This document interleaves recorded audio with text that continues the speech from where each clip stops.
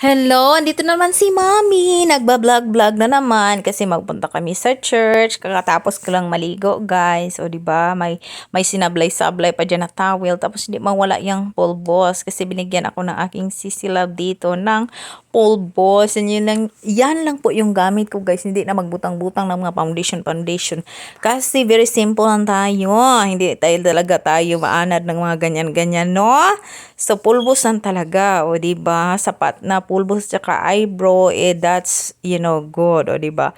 Simplicity is beauty, mga guys. O, tingnan nyo dyan, patingin-tingin pa si Mami sa camera, at tsaka andito na naman yung anak ko.